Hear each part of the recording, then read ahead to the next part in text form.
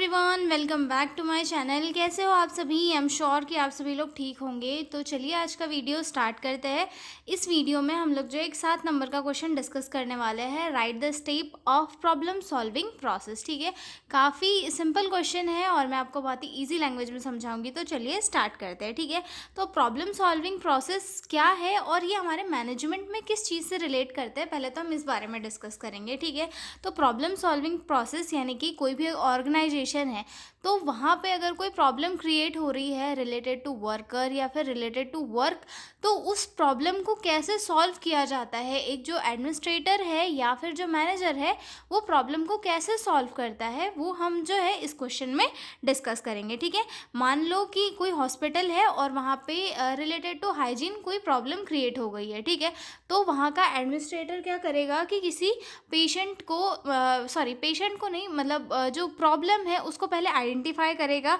उसके बाद वो प्रॉब्लम क्रिएट कैसे हुई उसके बारे में पूरा डाटा कलेक्ट करेगा। ठीक है, उसके बाद प्रॉब्लम का एनालिसिस करेगा कि कैसे कैसे क्रिएट हुई है, इसे कैसे सॉल्व किया जा सकता है। ठीक है, और फिर उसके बाद उसका कोई अल्टरनेटिव ऑप्शन निकालेगा और फिर मतलब बहुत सारे ऑप्शन आएंगे उसके दिमाग में, तो वो सबसे बेस्ट वाला जो ऑप्शन रहेगा उसको सिलेक्ट करेगा, उसको इम्प्लीमेंट करेगा और फिर उसका इवोल्यूशन करेगा कि क्या जो तरीका मैंने अपनाया क्या वो सही है या गलत है। ठीक है, इससे क्या होता है, अगर हम हॉस्पिटल की बात ले लें तो यहाँ पर पेशेंट केयर में इम्प्रूवमेंट होती है, वर्क की जो क्वालिटी है वो इम्प्रूव होती है और साथ ही साथ जो ऑर्गेनाइजेशन है वो और ज़्यादा ईजीली रन करते जाती है, मतलब चलती जाती है। ठीक है, तो अब हम देखेंगे प्रॉब्लम सॉल्विंग प्रोसेस। ठीक है, तो इसमें मैंने जैसे अभी आपको बताया 7 पॉइंट्स है जो मैंने फ्लो चार्ट में बनाए हुए हैं।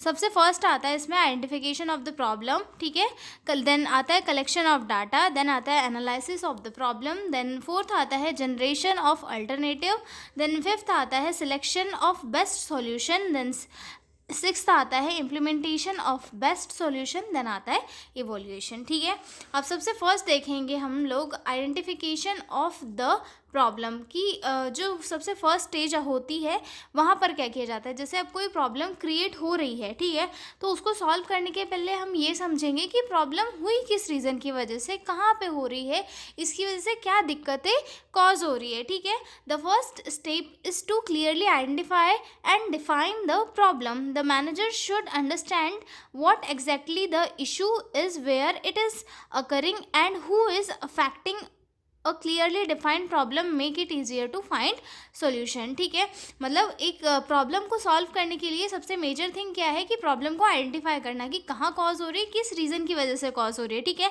उसके बाद में जो एग्जैक्ट इशू है हमने फाइंड किया और फिर हम उसको समझ के उसको उसका जो सोल्यूशन है वो निकालेंगे तो वो और ज़्यादा ईजी रहेगा। ठीक है, तो ये फर्स्ट स्टेज हो गई हमारी identification of the problem. Second point आता है हमारा collection of data. Collection of data मतलब यहाँ पे क्या करेंगे कि प्रॉब्लम को आइडेंटिफाई कर लिया, उसके बाद में उससे रिलेटेड इन्फॉर्मेशन कलेक्ट करेंगे। ठीक है, जैसे कि जो भी जहाँ पे प्रॉब्लम क्रिएट हो रही है, जैसे कि डाटा में भी collected through observation, reports, record, staff feedback और पेशेंट कंप्लेन, मतलब इन सारी चीज़ों के थ्रू जो डाटा है उसे कलेक्ट किया जा सकता है। ठीक है, then accurate information is necessary for the proper decision making. ठीक है, ये जो हमारा फर्स्ट पॉइंट था आइडेंटिफिकेशन ऑफ द प्रॉब्लम, यहाँ पे अगर मैं आपको एग्जाम्पल दूँ तो जैसे कि एक हॉस्पिटल है और वहाँ पे हम मान लो कि जो पेशेंट्स है वो कंप्लेन कर रहे हैं कि नर्सेज जो है टाइम पर मेडिसिन हमें नहीं दे रही है। ठीक है, यहाँ पे हमें जो मेडिसिन्स है उसका टाइम डिले हो रहा है। ठीक है, तो हमारी मेन प्रॉब्लम हमने आइडेंटिफाई कर ली। ठीक है, अब हम हमारे सेकेंड पॉइंट पे आए, कलेक्शन ऑफ डाटा। तो हमने क्या डाटा कलेक्ट किया कि चेक किया कि मतलब कहाँ पर कौन से टाइम पे मेडिसिन सही से नहीं दी जा रही। तो हमें डाटा कलेक्ट करके क्या मिला कि जो नाइट का ड्यूरेशन है ना, नाइट शिफ्ट है, वहाँ पर जो मेडिसिन्स है नहीं दी जा रही है प्रॉपर टाइम पे। ठीक है, उसके बाद जो थर्ड पॉइंट आता है वो आता है एनालिसिस ऑफ द प्रॉब्लम, यानी कि प्रॉब्लम का एनालिसिस करना। अब हम जो हमने डाटा कलेक्ट किया है उसको एनालाइज करते हैं कि रूट कॉज क्या है, क्यों मेडिसिन्स लेट हो रही है। ठीक है, in this step the collected data is carefully analyse, the root cause of the problem is identified, मतलब जो प्रॉब्लम की जड़ है उसे आइडेंटिफाई किया जाता है। The manager should find out why the problem occurred and what factor are responsible. और जो मैनेजर होता है उसको ये फाइंड आउट करना चाहिए कि प्रॉब्लम कहाँ से हो रही है और कौन कौन से फैक्टर्स है जो इसके लिए रिस्पॉन्सिबल है। ठीक है, तो मतलब यहाँ पे जो एनालिसिस होती है, ठीक है, यहाँ तक कलेक्शन डाटा में हमें क्या पता चल गया था कि नाइट टाइम में जो स्टाफ है वो मेडिसिन लेट दे रहा है, ठीक है, जिसकी वजह से मेडिसिन लेट हो रही है। ठीक है, अब एनालिसिस में हमें ये समझ में आता है कि जो नाइट टाइम है वहाँ पर जो स्टाफ है उनकी संख्या कम है, उसकी वजह से पेशेंट को मेडिसिन देने में लेट हो रहा है। ठीक है, तो ये एनालिसिस हो गया। ठीक है, अब अगला पॉइंट आता है generation of alternatives. Generation of alternative यानी कि जो पॉसिबल सोल्यूशन है उसको अप्लाई करना। Different possible solution are developed. Brainstorming can be done to list all possible way to solve the problem. More than one option should be considered. ठीक है, मतलब इसके लिए जो है पॉसिबल सॉल्यूशंस के ऑप्शन को सोचे जाते हैं और ज़्यादा सॉल्यूशन मतलब निकाले जाते हैं ताकि एक अगर फेल हो गया तो दूसरों को अप्लाई किया जाएगा। ठीक है, जैसे कि एक्स्ट्रा स्टाफ को अरेंज करना, ठीक है, ड्यूटी रोस्टर चेंज करना, या फिर मेडिसिन टाइमिंग को और ज़्यादा बेहतर तरीके से प्लान करना। ये तीन चीज़ें हमने यहाँ पे सोच ली। ठीक है, प्रॉब्लम के एनालिसिस में क्या निकला था कि जो नर्सिंग स्टाफ है उनकी संख्या कम है जिसकी वजह से मेडिसिन लेट हो रही है। ठीक है, तो इसके लिए हमने तीन चीज़ें सोची यहाँ पे अल्टरनेट ऑप्शन में कि भाई स्टाफ की संख्या हम ज़्यादा कर देंगे, या फिर ड्यूटी रोस्टर चेंज कर देंगे, या फिर मेडिसिन का टाइमिंग का प्लान जो है अलग बदल देंगे। ठीक है, तो ये चार चीज़ें हमने तीन चीज़ें हमने इसको सोल्यूशन में यहाँ पर सोच ली। ये चौथी स्टेज तक आ गए। अब हम आएंगे पाँचवीं स्टेज पे। अब हम आ चुके हैं पाँचवीं स्टेप पे, जहाँ पे हम एक जो बेस्ट सॉल्यूशन है उसको चूज़ करेंगे। ठीक है, जैसे कि हमने तीन अभी ऑप्शन निकाले थे जिसमें से हमने एक ऑप्शन चूज़ किया कि भाई नाइट टाइम में हम कोई रोस्टर चेंज नहीं करते, कोई मेडिसिन टाइम चेंज नहीं करते, हम एक एक्स्ट्रा नर्स को जो है वहाँ पर रख लेते हैं ताकि सबको मेडिसिन टाइम पे मिल जाए। ठीक है, selection of the best solution. ठीक है, from the available alternative the most suitable and practical solution is selected. The manager should consider feasibility, cost, time and benefit before choosing the best option.